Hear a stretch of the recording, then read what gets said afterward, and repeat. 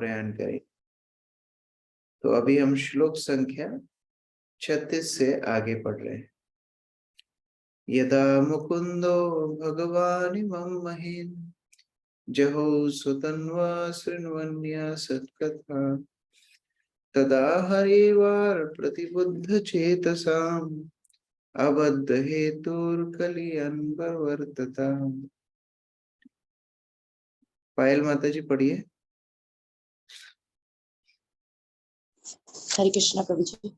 जिस दिन भगवान श्री कृष्ण ने अपने उसी साक्षात रूप के साथ इस पृथ्वी लोक को छोड़ दिया, उसी दिन से कली जो पूर्व में ही अशांत प्रकट हो चुका था, अल्पज्ञों के लिए अशुभ परिस्थितियां उत्पन्न करने हेतु पूर्ण रूप से प्रकट हो गए। हरे कृष्ण।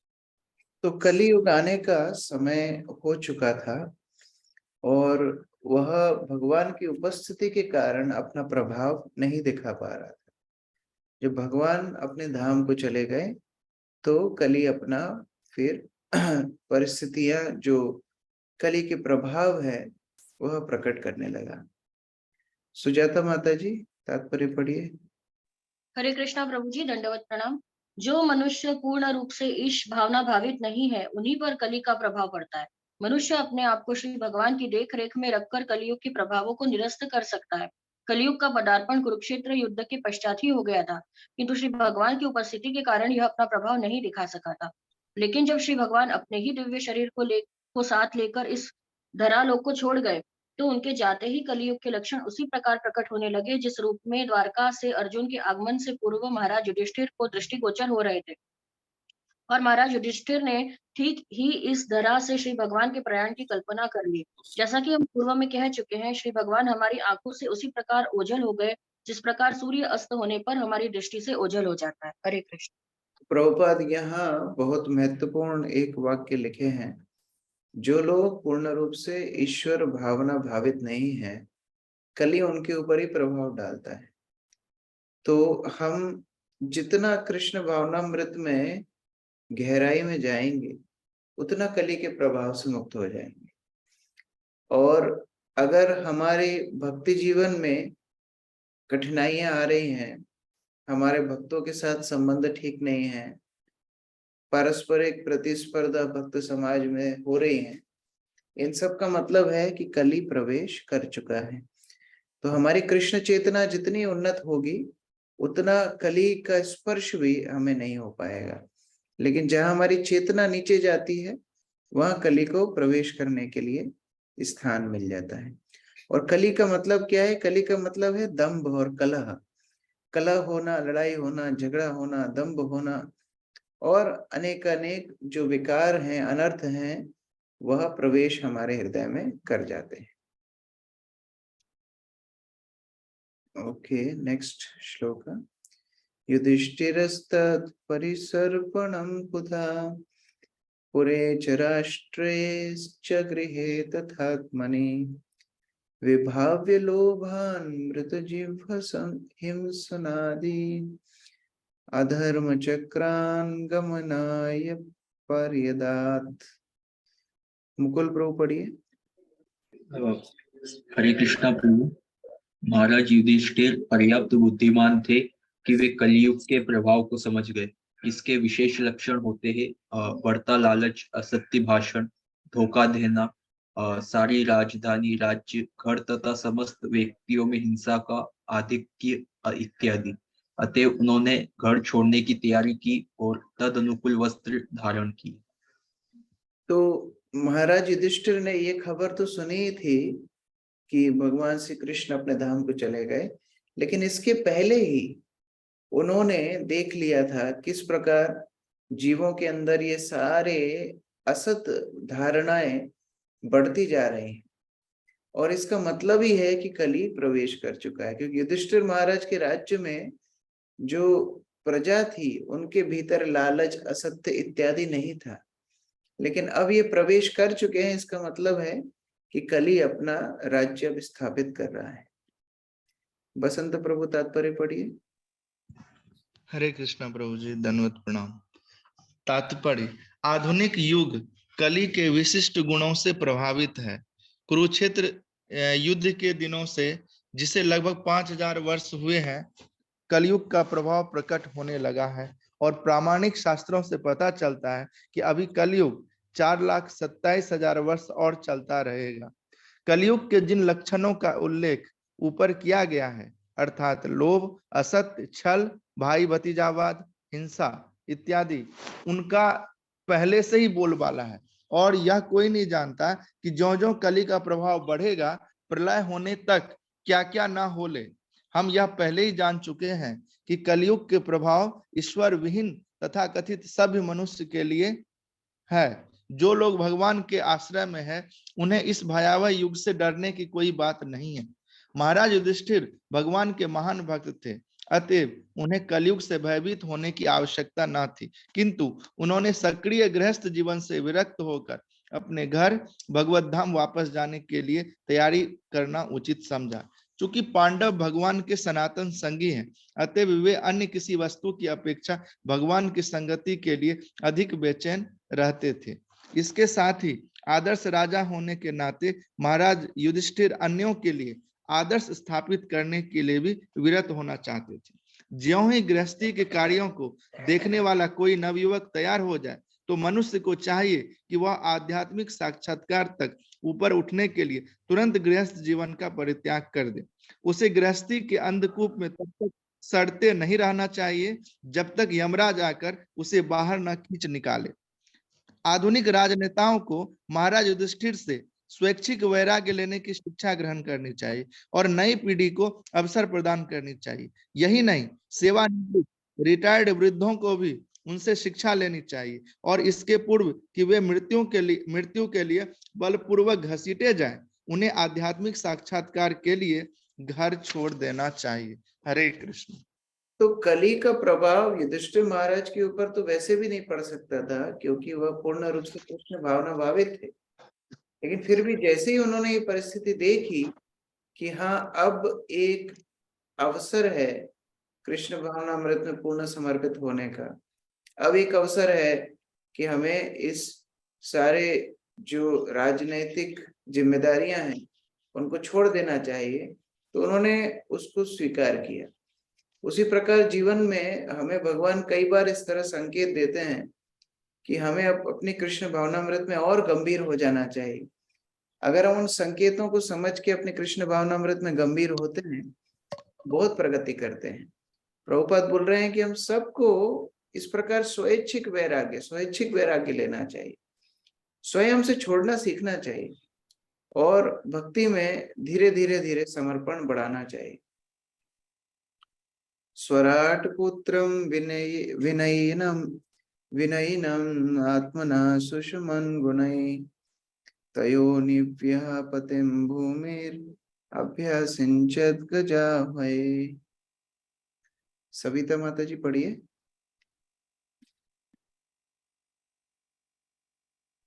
हरे कृष्णा प्रभु जी, दंडवत प्रणाम।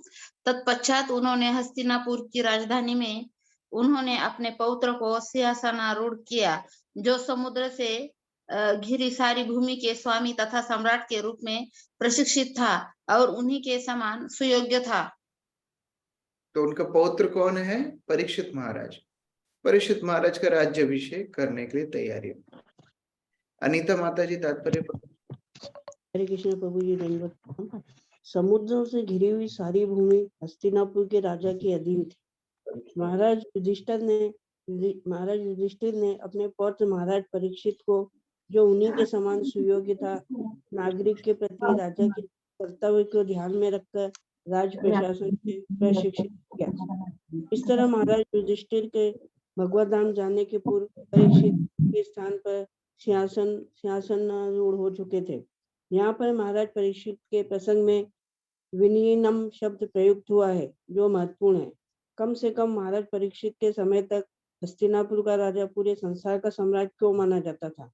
इसका कारण यही था कि सम्राट के अच्छे शासन के कारण संसार के लोग सुखी थे। नागरिकों के सुख का कारण प्रचुर प्राकृत उपज थी, जैसे अन्न, फल, दुग्ध, औषधियां, रत्न, खनिज तथा जनता की आवश्यकता की सारी वस्तुएं। वे शारीरिक व्याधियों, मन की चिंताओं तथा प्राकृतिक उत्पातों एवं अन्य जीवों द्वारा दी जाने वाली सारी आपदाओं से मुक्त थे। चूंकि सभी लोग सभी तरह से सुखी थे, अतएव कहीं कोई असंतोष न था। यद्यपि राजनीतिक कारणों तथा श्रेष्ठता प्रदर्शन के लिए विभिन्न प्रांत के राजाओं में कभी कभी युद्ध हुआ करते थे, प्रत्येक व्यक्ति को जीवन का सर्वोच्च लक्ष्य प्राप्त करने के लिए प्रशिक्षित किया जाता था। अतएव लोग छोटी छोटी बातों को लेकर झगड़ते न थे, किंतु धीरे धीरे कलयुग का दुष्प्रभाव राजा तथा प्रजा दोनों के सद्गुणों में प्रविष्ट हो गया। अतएव शासक तथा शासित के मध्य तनाव की स्थिति उत्पन्न होने लगी, किंतु शासक तथा शासित के मध्य विषमता के इस युग में भी आध्यात्मिक विकास तथा ईश्वर चेतना असंभव है। यही एक विशेष अधिकार उपलब्ध है। हरे कृष्ण। तो अगर किसी को अपना राज्य भी ठीक से चलाना है तो कृष्ण भावनामृत का प्रचार बहुत आवश्यक है। जिस राज्य में कृष्ण भावनामृत नहीं रहेगी, क्या होगा? कली प्रवेश कर जाएगा। जहां कली प्रवेश करेगा वहां धोखाधड़ी, कुटीनाटी, लड़ाई झगड़ा, अनर्थों का बवंडर हमेशा समाज को परेशान करता ही रहेगा। तो उस प्रकार से महाराज युधिष्ठिर तो समझ गए और परीक्षित महाराज का राज्याभिषेक करने लगे। Rakesh Thakur, okay, next.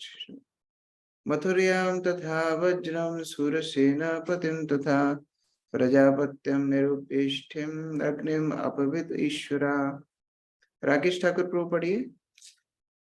हरे कृष्णा प्रभु जी, दंडवत प्रणाम। तब उन्होंने अनुरुद्ध भगवान कृष्ण के पुत्र वज्र को मथुरा में शूरसेन का राजा बना दिया। तत्पश्चात महाराज युधिष्ठिर ने प्रजापत्य यज्ञ किया और गृहस्थ जीवन त्यागने के लिए अपने भीतर अग्नि प्रतिष्ठित की। हरे कृष्णा प्रभु जी, धन्यवाद। तो यहाँ महाराज परीक्षित को राज्य मिला हस्तिनापुर में, और वहां मथुरा में वज्रनाभ को राज्य मिला। तो उस प्रकार से उनके राज्य से कल बैठाकर अब वो स्वयं को जीवन अब छोड़ना चाहते हैं, भगवान के पास वापस जाना चाहते हैं। मित्रविंदा माता जी पढ़िए तात्पर्य। हरे कृष्ण प्रभु जी। महाराजा युधिष्ठिर ने महाराज परीक्षित को हस्तिनापुर के राज सिंहासन पर बैठाकर तथा भगवान कृष्ण के प्रपूत वज्र को मथुरा का राजा बनाकर संन्यास ग्रहण किया। वर्णाश्रम धर्म गुण और कार्य की दृष्टि वैसे वास्तविक मानव जीवन का शुभारंभ है और महाराजा युधिष्ठिर तो इस वर्णाश्रम धर्म के रक्षक थे। अतएव उन्होंने शासन का भार प्रशिक्षित राजकुमार महाराजा परीक्षित को सौंप दिया और स्वयं सन्यासी बन गए। वर्णाश्रम धर्म की वैज्ञानिक पद्धति मानव जीवन को 4 वृत्तिपरक विभागों तथा 4 आश्रमों में विभाजित करती है। जीवन के 4 आश्रम हैं, ब्रह्मचारी, गृहस्थ, वानप्रस्थ और सन्यासी। सभी को इन चारों का पालन करना आवश्यक है, चाहे उसका वृत्तिपरक विभाग कुछ भी हो। आधुनिक राजनेता सक्रिय जीवन से विरत नहीं होना चाहते, भले ही वे कितने ही बूढ़े क्यों ना हो जाएं। लेकिन महाराजा युधिष्ठिर आदर्श राजा थे, अतः वे स्वेच्छा से प्रशासनिक जीवन से विरक्त हो गए, जिससे वे अगले जीवन की तैयारी कर सके। हर व्यक्ति को चाहिए कि वह अपने जीवन की ऐसी व्यवस्था करे कि जीवन की अंतिम व्यवस्था में कम से कम अंतिम 15-20 वर्ष पूरी तरह भगवान की सेवा में लगाया जा सके, जिससे जीवन की चरम सिद्धि प्राप्त हो सके। यह सचमुच नादानी है कि जीवन का सारा समय भौतिक भोग तथा सकाम कर्मों में लगाया जाए, क्योंकि जब तक मन भौतिक भोग के लिए सकाम कर्मों में लगा रहता है, तब तक वृद्ध जीवन या भव बंधन से बाहर निकलने की कोई गुंजाइश नहीं रहती। किसी भी व्यक्ति को जीवन की चरम सिद्धि प्राप्त करने के परम कार्य की अर्थात भगवत धाम जाने की उपेक्षा करने की आत्मघाती नीति नहीं अपनानी चाहिए। हरे कृष्ण। तो एक कहावत है ना कि पहले लोग जीने के लिए खाते थे, अभी खाने के लिए जीते हैं। तो उसी प्रकार से यह जो जिम्मेदारियां हैं गृहस्थ जीवन में, ये आवश्यकता के कारण हम लोग निभा रहे हैं, लेकिन फिर इसका मतलब ये नहीं है कि अब हमारा जीवन ही वही बन जाए। हमारे जीवन का उद्देश्य है भगवत धाम जाना। तो एक प्रकार से जब समय आएगा, हम सबको इस प्रकार जिम्मेदारियों को छोड़ करके, जिम्मेदारियों को छोटों को दे करके आगे बढ़ना चाहिए। भगवान की कथा में, भगवान के नाम में इस प्रकार रुचि बढ़ाना चाहिए।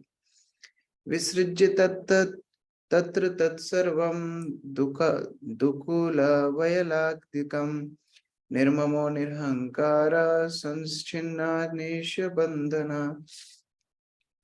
गौतम प्रभु पढ़िए। हरे कृष्ण प्रभु जी, प्रणाम।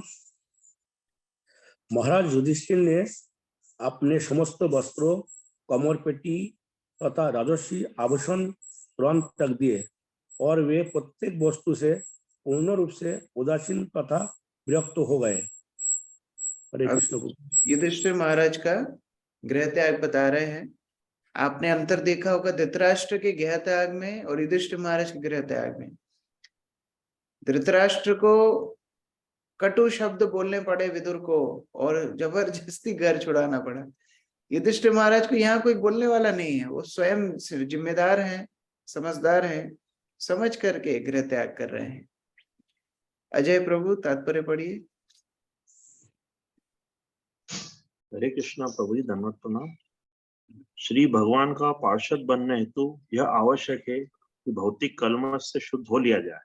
ऐसी शुद्धि के बिना कोई न तो श्री भगवान का पार्षद बन सकता है, न भगवत धाम वापस जा सकता है। अतएव आध्यात्मिक दृष्टि से शुद्ध होने हेतु महाराज युधिष्ठिर ने राजसी वेशभूषा तथा वस्त्रों को त्याग कर राजसी ईश्वर त्याग दिया। सन्यासी का कषाय या केसर या कौपीन बताता है कि उसे आकर्षक वस्त्रों से मुक्ति मिल चुकी है। अतः उन्होंने अपनी वेशभूषा बदल ली। वे अपने राज्य तथा परिवार के प्रति उदासीन हो गए और समस्त भौतिक कलमश या भौतिक उपाधि से मुक्त हो गए। मनुष्य सामान्यतः विविध उपाधियों से जुड़े होते हैं, जैसे परिवार, समाज, देश, वृत्ति, धन, पद इत्यादि। जब तक मनुष्य ऐसी उपाधियों से जुड़ा रहता है, तब तक वह भौतिक दृष्टि से अशुद्ध माना जाता है। आधुनिक युग के तथाकथित नायक राष्ट्रीय चेतना से जुड़े रहते हैं, लेकिन वे यह नहीं जानते कि ऐसी मिथ्या चेतना बद्ध जीव की द्वितीय उपाधि है। भगवान धाम जाने तो यह आवश्यक है कि ऐसी उपाधियों का परित्याग कर दिया जाए। वे मनुष्य अल्पज्ञ जो राष्ट्रीय चेतना में मरने वालों की पूजा करते हैं, लेकिन यहाँ पर महाराज युधिष्ठिर का उदाहरण है, जिन्होंने राजा होते हुए भी ऐसी राष्ट्रीय चेतना से रहित होकर इस संसार से जाने हेतु तैयारी, फिर भी मनुष्य उन्हें आज तक स्मरण करते हैं, क्योंकि वे एक महान पवित्र राजा थे और लगभग भगवान श्री राम के ही समान स्तर पर थे। क्योंकि संसार में ऐसे पुण्य आत्मा राजाओं का प्राधान्य था, अतः वे सभी प्रकार से सुखी थे और ऐसे महान सम्राटों के लिए विश्व भर पर शासन चलाना संभव हो पाया। हरे कृष्ण। ये संसार ऐसा ही है, जो इस संसार के पीछे ज्यादा भागेगा, संसार उसको कभी याद नहीं करेगा, और संसार को जो परित्याग करने का साहस रखता है, उसके पीछे संसार भागता है। तो यहाँ पर युधिष्ठिर महाराज आसक्त नहीं है, यद्यपि भगवान राम की तरह उनका शासन काल चल रहा था, फिर भी सब कुछ त्याग करके भगवत भक्ति में पूर्ण रूप से समर्पित हो गए। वाचम जुहाव मनसी तत्प्राणायतरे च तम मृत्युपापवं सोत्सर्गम तम पंच त्वेहि अजोहवित्। योगिता माता जी पढ़िए। हरे कृष्ण प्रभु जी, धन्यवाद प्रणाम। तब उन्होंने अपनी सारी इंद्रियों को मन को जीवन में, जीवन को प्राण में, अपने पूर्ण अस्तित्व को 5 तत्वों के शरीर में तथा अपने शरीर को मृत्यु में समाहित कर दिया। तत्पश्चात शुद्ध आत्मा के रूप में वे देहात्म बुद्धि से मुक्त हो गए। हरे कृष्ण। तो यह तरीका होता है कैसे योग के माध्यम से धीरे धीरे अपना चित्त एकाग्र किया जाता है भगवान के ऊपर। अभी हमारी चेतना इंद्रियों में है, इंद्रियों से मन में, मन से प्राण में, प्राण से पूर्ण रूप से महत्त्व से देहात्म बुद्धि से मुक्त होकर के केवल भगवान के ऊपर आश्रय भक्त रखता है और इस सांसारिक बंधन से मुक्त हो जाता है। सुमन माता जी पढ़िए। हरे कृष्ण प्रभु, धन्यवाद प्रणाम। तात्पर्य श्री प्रभुपाद द्वारा तात्पर्य श्री प्रभुपाद की जय। महाराज युधिष्ठिर भी अपने भाई अर्जुन की तरह एकाग्रचित्त होकर क्रमशः समस्त भौतिक बंधन से मुक्त हो गए। सर्वप्रथम उन्होंने इंद्रियों के समस्त कर्मों को एकाग्र किया और उन्हें मन में समाहित कर दिया, अथवा दूसरे शब्दों में उन्होंने मन को श्री भगवान की दिव्य सेवा की ओर मोड़ा। उन्होंने प्रार्थना की कि चूंकि समस्त भौतिक कार्यकलाप मन द्वारा इंद्रियों के कर्मों तथा फलों के रूप में संपन्न होते हैं और चूंकि वे भगवत धाम जा रहे थे, अतएव मन को अपने भौतिक कार्यकलापों को समेट लेने चाहिए और श्री भगवान की दिव्य सेवा की ओर मुड़ना चाहिए। तब भौतिक कार्यकलापों की आवश्यकता नहीं रह गई। वस्तुतः मन के कार्यकलापों को रोका नहीं जा सकता, क्योंकि वे सनातन आत्मा के प्रतिबिंब हैं, किंतु कार्यकलापों के गुणों को पदार्थ से श्री भगवान की दिव्य सेवा में बदला जा सकता है। जब मन के मैल को प्राण वायु द्वारा स्वच्छ कर लिया जाता है, तब उसका भौतिक रंग बदल जाता है और वह मन मृत्यु से जन्म मृत्यु से आवागमन से मुक्त हो जाता है और शुद्ध आध्यात्मिक जीवन में स्थित हो जाता है। क्षणिक भौतिक देह से अस्तित्व में आने पर सब कुछ प्रकट होता है और यह शरीर मृत्यु के समय ही मन की उपज है। अतएव यदि मन को श्री भगवान की दिव्य प्रेमा भक्ति द्वारा शुद्ध कर लिया जाता है और उसे निरंतर श्री भगवान के शरण कमलों की सेवा में प्रवृत्त रखा जाता है, तो मृत्यु के पश्चात मन द्वारा अन्य भौतिक शरीर को उत्पन्न कर पाने की संभावना ही नहीं रहेगी। तब यहाँ भौतिक कलमश में डूबे रहने से मुक्त हो जाएगा और शुद्ध आत्मा भगवत धाम को लौट जाएगा। हरे कृष्णा प्रभु जी। तो मन से, इंद्रियों से ध्यान भगवान के ऊपर केंद्रित करना क्यों आवश्यक है? क्योंकि अंतिम समय में जो भावना हमारे हृदय में होगी वही हमारा अगला जीवन बनेगा। तो यदि युधिष्ठिर महाराज अपनी इंद्रियों में ही अपना ध्यान रखते, मन में ही रखते और वही भावना मृत्यु के सामने आ जाती तो मुश्किल हो जाती। तो इसीलिए उन्होंने एकाग्रचित्त भगवान के ऊपर अपना ध्यान केंद्रित किया और यहाँ भौतिक शरीर छोड़ने की तैयारी शुरू की।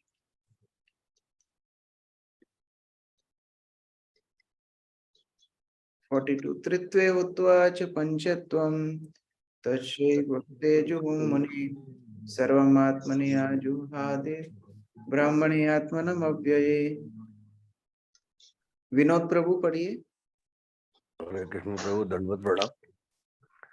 इस प्रकार उन्होंने पंच तत्व में स्थूल शरीर को विनिष्ट करके प्रकृति के 3 गुणों में मिलाकर उसे अज्ञानता में मिला दिया और तब उस अज्ञानता को आत्मा या ब्रह्म में विलीन कर दिया, जो सर्वदा अच्छा है। हरे कृष्ण प्रभु जी। तो एक प्रकार से उन्होंने अपने शरीर को विनष्ट कर दिया और पंच महाभूतों में, प्रकृति में सम्मिलित कर दिया। शकुन माता जी पढ़िए। हरे कृष्ण प्रभु जी, दंडवत प्रणाम। श्रील प्रभुपाद की जय। तात्पर्य: इस भौतिक संसार में जो कुछ व्यक्त है वह महत तत्व अव्यक्त का प्रतिफल है और हमें जितनी वस्तुएं दृष्टिगोचर होती हैं वह ऐसे विविध भौतिक पदार्थों के विविध संयोग हैं, लेकिन जीव ऐसे भौतिक पदार्थों से भिन्न होता है।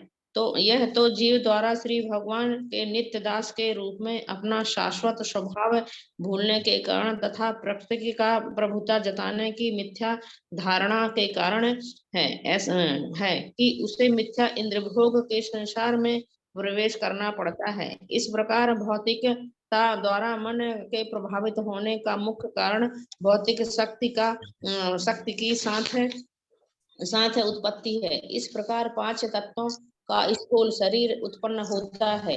महाराज युधिष्ठिर ने इस क्रिया को उलट दिया और उन्होंने शरीर के 5 तत्वों को भौतिक प्रकृति के 3 गुणों में मिला दिया।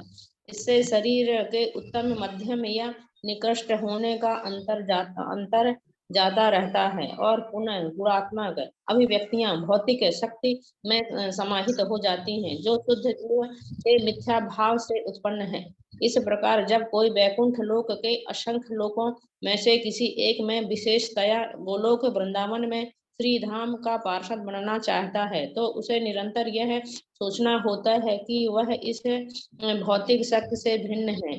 उसे इससे कोई सरोकार नहीं है और उसे अपनी अनुभूति शुद्ध आत्मा या ब्रह्म के रूप में करनी होती है, जो गुण के परम ब्रह्म परमेश्वर के तुल्य है। महाराज युधिष्ठिर ने अपना साम्राज्य परीक्षित तथा वज्र को सौंप देने के पश्चात उन्होंने अपने आप को न तो विश्व का सम्राट माना, न ही कुरुवंश का अग्रणी माना। भौतिक संबंधों से एवं स्थूल तथा सूक्ष्म आवरणों के भौतिक बंधन से स्वतंत्रता का यह भाव मनुष्य को भगवान के दास के रूप में कार्य करने हेतु मुक्त बनाता है, भले ही वह अभी भौतिक जगत में रहता हो। यह अवस्था इसी भौतिक जगत में रहते हुए भी जीव मुक्त अवस्था कहलाती है। भौतिक अस्तित्व को समाप्त करने की विधि यही है। मनुष्य को न केवल अपने आप को ब्रह्म समझना चाहिए, अपितु उसे ब्रह्म के समान आचरण भी करना चाहिए। जो अपने आप को मात्र ब्रह्म समझता है वह मायावादी निर्विशेषवादी है, किंतु जो ब्रह्म के समान कर्म करता है वह शुद्ध भक्त है। हरे कृष्णा प्रभु। तो यहाँ पर प्रभुपाद बता रहे हैं किस प्रकार या तो हम मन की गतियों में अपना ध्यान लगाएं तो मन हमको अगले शरीर में ले जाएगा, या फिर मन को ही हम मुक्त हो जाएं, मन से मुक्त हो जाएं तो जीवन मुक्त हो जाएंगे। इंद्रियों के मन के ध्यान से अपने आप को मुक्त करें तो जीवन मुक्त हो जाएंगे और ब्रह्म पद को आसीन होकर के भगवत धाम चले जाएंगे। तो किस प्रकार एक व्यक्ति की चेतना अंतिम समय में होनी चाहिए, यह श्रील प्रभुपाद इन तात्पर्यों के माध्यम से सुखदेव गोस्वामी युधिष्ठिर महाराज के उदाहरण के माध्यम से सिखा रहे हैं, और यह उदाहरण बहुत ही शिक्षाप्रद है। अगला श्लोक। तीरवास निहार निराहारो बुद्धज्वन्मुक्त मूर्धजा दर्शयमात्मनो रूपम जडो मत्त पिशाचवत् अन्वेक्षा मनो निरागाद अश्रवान बधिरो यथा। तृप्ति माता जी पढ़िए। हरे कृष्ण प्रभु, दंडवत प्रणाम। तत्पश्चात महाराज युधिष्ठिर ने फटे हुए वस्त्रों पहन लिए, ठोस आहार लेना बंद कर दिया, वे जानकर गूंगे बन गए और बालों को खोल दिया। इन सब के मिलजुले रूस में वे एक उद्दंड या वृत्ति विहीन पागल की तरह दिखने लगे। वे किसी वस्तु के लिए अपने भाइयों पर आश्रित नहीं रहे, वे बाहरी मनुष्यों की तरह कुछ भी ना सुनने लगे। हरे कृष्ण प्रभु। तो सभी प्रकार के बाह्य झंझटों से छूटकर और एक अवधूत का जीवन युधिष्ठिर महाराज ने अपना लिया, और अवधूत बन करके सब प्रकार की आसक्तियों से मुक्त होकर के वह वन की ओर अग्रसर होना प्रारंभ करने वाले हैं। उदीचिम प्रविवेशातम शयशम गत पूर्व महात्मवि हृदि ब्रह्म परम ध्यायं न वर्तेत यतो गतः। दीपिका माता जी पढ़िए। हरे कृष्ण प्रभु जी, दंडवत प्रणाम। तब उन्होंने उत्तर दिशा की ओर अपने पूर्वजों तथा महापुरुषों द्वारा स्वीकृत कर चलते हुए प्रस्थान किया, जिससे वे परमेश्वर के विचार में पूर्ण रूप से लग सके। वे जहाँ कहीं भी गए इसी तरह रहे। हरे कृष्ण प्रभु। तो उत्तर दिशा में हिमालयों की तरफ महाराज युधिष्ठिर ने भगवान के पूर्ण रूप से समर्पण करने के लिए अपनी यात्रा शुरू की। सागरिका माता जी पढ़िए। इस्कॉन मंदिर नहीं था उस समय, इस्कॉन मंदिर होता तो वहां आ जाते, तभी हिमालय जाना पड़ा उनको। हमको वहां नहीं जाना पड़ेगा, आपको जब विचार हो इस तरह तो मंदिर में आ जाना। सागरिका माता जी पढ़िए। जी प्रभु जी, हरे कृष्ण प्रभु जी, दंडवत प्रणाम। तात्पर्य श्री प्रभुपाद द्वारा श्री प्रभुपाद की जय। इस श्लोक से यह विदित होता है कि महाराज युधिष्ठिर ने अपने पूर्वजों तथा श्री भगवान के महान भक्तों के चरण चिन्हों का अनुगमन किया। हम पूर्व में कई बार यह बता चुके हैं कि जिस रूप में वर्णाश्रम धर्म विश्व के निवासियों द्वारा और विशेष रूप से आर्यावर्त के निवासियों द्वारा पालित होता है, उसमें जीवन की एक अवस्था में घर बार के सभी संबंधों को छिन्न करने की महत्ता पर बल दिया जाता है। इसी दृष्टि से प्रशिक्षण तथा शिक्षा दी जाती है और इस प्रकार महाराज युधिष्ठिर जैसे सम्मानित व्यक्ति को आत्म साक्षात्कार करने तथा भगवत धाम वापस लौटने हेतु सभी पारिवारिक संबंध छोड़ने पड़ते हैं थे। गृहस्थ जीवन को ना कोई राजा ना कोई सम्मानित व्यक्ति अंत तक चला सकता है, क्योंकि इसे मानव जीवन की सिद्धि के प्रतिकूल तथा उसकी आत्महत्या जैसा माना जाता है। अतएव सभी पारिवारिक झंझटों से मुक्त होने एवं भगवान श्री कृष्ण की भक्तिमय सेवा में 100% लगने की हमेशा संस्तुति की जाती है, क्योंकि यह प्रामाणिक पथ है। भगवान श्रीमद् भगवद गीता 80.62 में शिक्षा देते हैं कि मनुष्य को कम से कम अपनी अंतिम अवस्था में भगवत भक्त बनना चाहिए। श्री भगवान के प्रति एकनिष्ठ आत्मा को अपने हित हेतु महाराज युधिष्ठिर की तरह श्री भगवान के उपदेश का पालन करना चाहिए। ब्रह्म परम शब्द भगवान श्री कृष्ण के सूचक हैं। इसकी पुष्टि अर्जुन द्वारा श्रीमद् भगवद गीता 10.13 में असित, देवल, नारद तथा व्यास जैसे महापुरुषों के संदर्भ में की गई है। इस प्रकार उत्तर दिशा के लिए ग्रह त्याग करते हुए महाराज युधिष्ठिर अपने अंतःकरण में निरंतर भगवान श्री कृष्ण का स्मरण करते रहे और अपने पूर्वजों तथा सभी महान भक्तों के चरण चिन्हों पर चलते रहे। हरे कृष्ण प्रभु जी, दंडवत प्रणाम। इस प्रकार यह तैयारी शुरू हो चुकी कि महाराज युधिष्ठिर अब सब कुछ छोड़ करके एक निष्ठता से भगवान के आदेशों को पालन करने वाले हैं। शुद्ध भक्ति में संलग्न तो थे ही, लेकिन अब विरक्ति के पथ पर महाराज युधिष्ठिर आगे अग्रसर हुए। बाकी भाइयों ने क्या किया? सर्वेतम अनु निर्जग्मुर भ्रात्रा कृत निश्चया कलीना धर्म मित्रेण दृष्ट्वा स्पृष्टा प्रजा भुवि। प्रमोदानंद प्रभु जी पढ़िए। प्रभु जी, महाराज युधिष्ठिर ने छोटे भाइयों ने देखा कि कलयुग का पहले से ही संसार भर में पदार्पण हो चुका है और सब राज्य के नागरिक पहले से ही अधर्म द्वारा प्रभावित है। अतः उन्होंने अपने बड़े भाई के चरण चिन्हों का अनुगमन करने का निश्चय किया। हरे कृष्णा दंड। तो जब बाकी चार भाइयों ने भी देखा कि किस प्रकार कलयुग बढ़ रहा है, भगवान श्री कृष्ण अंतर्धान हो चुके हैं, तो उन्होंने भी महाराज युधिष्ठिर का अनुसरण किया। देखिए, लोग बूढ़े हो जाते हैं, रिटायर भी हो जाते हैं, लेकिन उनको पता नहीं होता करना क्या है।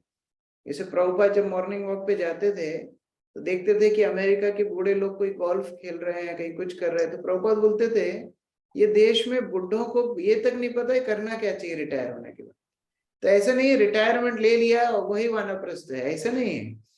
भगवत भक्ति में आत्म साक्षात्कार में प्रवृत्त होना पड़ेगा। तो चार भाई भी रिटायर हुए, लेकिन किसके लिए? भगवत भक्ति में पूर्ण रूप से प्रवृत्त होने के लिए। तो इस प्रकार के उद्देश्य के साथ वो चार भाइयों ने भी महाराज युधिष्ठिर का अनुसरण किया और उस उद्देश्य से किया कि जीवन का लक्ष्य भगवान श्री कृष्ण को पूर्ण रूप से आश्रित होना, समर्पित होना, शरणागत होना। ते साधु कृत सर्वर्थ ज्ञात्वा यन्ति कमात्मना मनसा धारयमासुर वैकुंठ चरणाम्बुजम।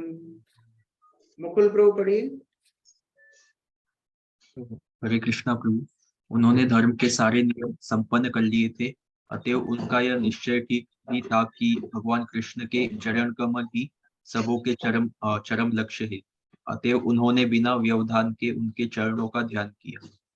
तो किस प्रकार उन्होंने अपना घर छोड़ा और घर छोड़ने के बाद भगवान के चरण कमलों का पूर्ण आश्रय लिया। वह जानते हैं कि जीवन का उद्देश्य भगवान श्री कृष्ण के चरण कमलों तक पहुंचना, और उसी के ऊपर उन्होंने अपना पूर्ण ध्यान केंद्रित किया। हरे प्रिय माता जी पढ़िए तात्पर्य। हरे कृष्णा, दंडवत प्रणाम प्रभु जी। भगवद गीता 7:28 में भगवान कहते हैं कि जिन्होंने पूर्व जन्म में सत्कर्म किए हैं और जो समस्त पाप कर्मों के फलों से मुक्त हो चुके हैं, वे ही भगवान श्री कृष्ण के चरण कमलों में अपने को एकाग्र कर सकते हैं। पांडवों ने न केवल इस जन्म में अपितु अपने पूर्व जन्मों में भी सदैव पुण्य कर्म किए थे और इस प्रकार के पाप कर्मों के फलों से हमेशा मुक्त थे। अतः ये उचित ही है कि उन्होंने अपना ध्यान भगवान के चरण कमलों पर केंद्रित किया। श्रील विश्वनाथ चक्रवर्ती के अनुसार धर्म, अर्थ, काम तथा मोक्ष के नियमों को वे ही अपनाते हैं जो पाप कर्म के फलों से मुक्त नहीं हुए हैं। ऐसे लोग उपयुक्त चारों नियमों के कलमश से प्रभावित होने के कारण वैकुंठ लोक के स्वामी भगवान के चरण कमलों को तुरंत ही अपना नहीं पाते। वैकुंठ विश्व भौतिक आकाश से बहुत दूर स्थित है। भौतिक आकाश दुर्गा देवी या भगवान की भौतिक शक्ति के अधीन है, किंतु वैकुंठ विश्व की व्यवस्था भगवान की निजी शक्ति द्वारा होती है। कोई बोल सकता है हम तो पूरा जीवन पाप करेंगे, अंत समय में ये बढ़िया स्कीम है, युधिष्ठिर महाराज पांडवों जैसी, पूरा जीवन जो करना है करो, अंत समय में चले जाएंगे भगवत भक्ति में। तो प्रभुपाद तात्पर्य में इसका निवारण कर रहे हैं। प्रभुपाद बोल रहे हैं कि ऐसा संभव नहीं है। मलिन मन से कृष्ण का स्मरण नहीं हो सकता। जो केवल शुद्ध है वही भगवान को समर्पित हो सकता है। पांडवों ने शुद्ध जीवन जिया, इसलिए अब अंत समय में इस प्रकार सब कुछ त्याग करके भगवान के ऊपर आश्रित हो पा रहे हैं। तद्ध्यानुधिकृत्य भक्त्या विशुद्धा दिशन्ना परे तस्मिन् नारायणापदे एकान्तमतयो गतिम् अवापुरदुरावपां ते असद्भिर्विषयात्मभिः विधूत कल्मषास्थानं विराजिनात्मनेव हि। बसंत प्रभु पढ़िए। हरे कृष्णा। इस प्रकार भक्ति भाव से निरंतर स्मरण करने से उत्पन्न भक्ति में शुद्ध चेतना के द्वारा उन्होंने आदि नारायण भगवान कृष्ण द्वारा अधिशासित वैकुंठ लोक प्राप्त किया। यह वैकुंठ लोक केवल उन्हें प्राप्त होता है जो अविचल भाव से एक परमेश्वर का ध्यान धरते हैं। भगवान श्री कृष्ण का यह धाम गोलोक वृंदावन कहलाता है और यह उन व्यक्तियों को प्राप्त नहीं होता जो जीवन की भौतिक अवधारणा में लीन रहते हैं, लेकिन समस्त भौतिक कलम से पूर्ण रूप से शुद्ध होने के कारण पांडवों ने अपने इसी शरीर में उस धाम को प्राप्त किया।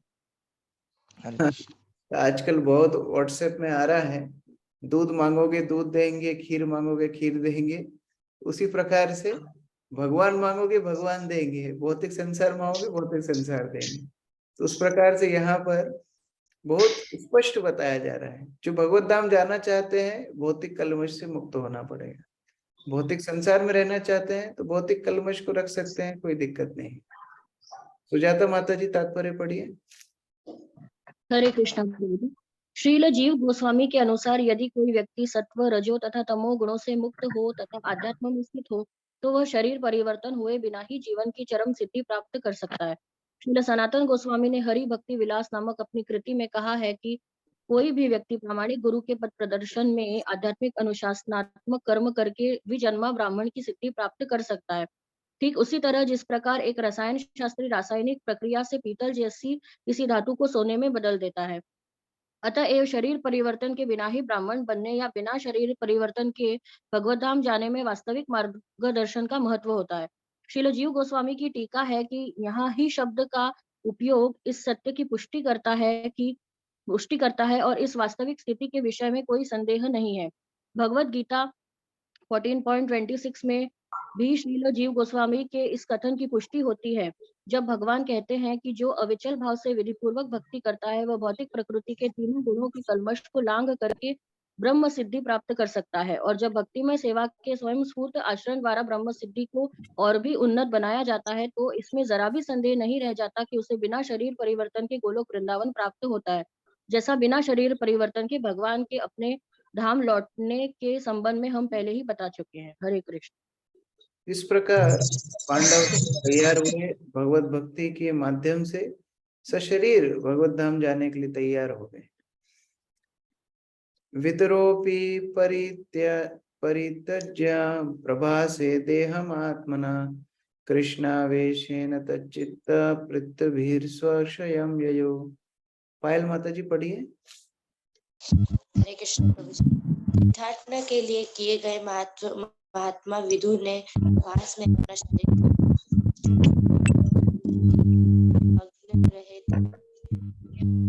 स्वागत विद्रोह के लिए किया जहाँ वे मूल पथ पर लौट गए। तो यहाँ पांडवों के महाप्रयाण के बारे में बताया है, और वहां पैरेलली विदुर भी अपनी तीर्थ यात्रा करते करते करते प्रभास क्षेत्र गुजरात में जाकर के उन्होंने भी शरीर त्याग कर दिया। और क्योंकि वो भगवान के ऊपर उनकी भी चेतना मग्न थी, तो अपने मूल पद पर लौट गए। मूल पद पर क्यों? क्योंकि विदुर, हमने जैसा कि पहले पढ़ा, यमराज के रूप थे। यमराज को मंडक मुनि का श्राप मिला था और उसके कारण उनको शूद्र बनना पड़ा। तो यमराज विदुर रूप में आकर के भगवत भक्ति किए। बाद में जब उनकी लीला समाप्त हो गई तो वह भी अपने पद पर पुनः चले गए। तो इस प्रकार जब भगवान अपना अवतार लेते हैं तो बहुत सारे देवी देवता आकर के उनकी लीला में सहायता करते हैं। क्योंकि भगवान ने अपनी लीला को संवरण कर लिया, तो महात्मा विदुर भी अपने मूल पद को, यमराज पद को लौट गए।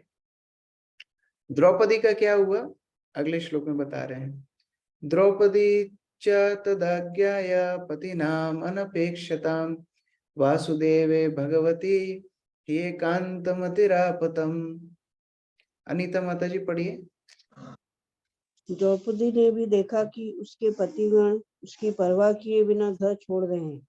वे भगवान वासुदेव कृष्ण को भली भांति जानती थी, अतः वे तथा सुभद्रा दोनों भगवान कृष्ण के ध्यान में लीन हो गई और अपने अपने पतियों की सी गति प्राप्त की।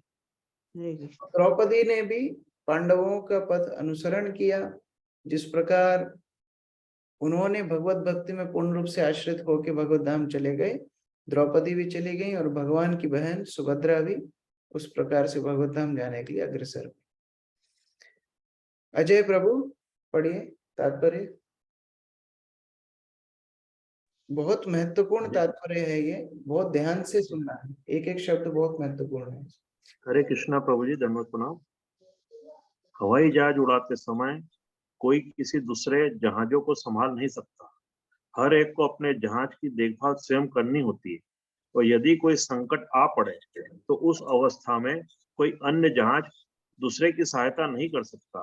इसी प्रकार जीवन के अंत में जब हर एक को अपने घर भगवत धाम को प्राप्त करना होता है, तब उसे दूसरे के ऊपर निर्भर रहने के बजाय अपनी देखभाल स्वयं करनी होती है। हाँ, उड़ने के पूर्व जमीन पर सहायता की जाती है। इसी प्रकार किसी के जीवन काल में उसे अपना गुरु, पिता, माता, संबंधी, पति तथा अन्य मनुष्य सहायता कर सकते हैं, किंतु भव सागर पार करने समय हर एक को अपनी स्वयं की चिंता करनी होती है और पूर्व से प्राप्त उपदेशों का उपयोग करना होता है। द्रौपदी के 5 पति थे, किंतु किसी ने नहीं कहा कि चलो द्रौपदी को अपने महान पतियों की प्रतीक्षा किए बिना अपनी चिंता स्वयं करनी थी, और चूंकि वे पहले से प्रशिक्षित थी, अतः उन्होंने तुरंत पूर्ण पुरुषोत्तम भगवान वासुदेव श्री कृष्ण का ध्यान किया।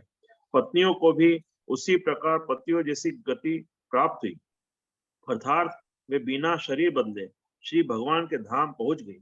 श्री विश्वनाथ चक्रवर्ती जी ठाकुर का मत है कि द्रौपदी तथा सुभद्रा दोनों को एक सा ही फल मिला, यद्यपि यहाँ पर उनका नाम उल्लेखित नहीं है।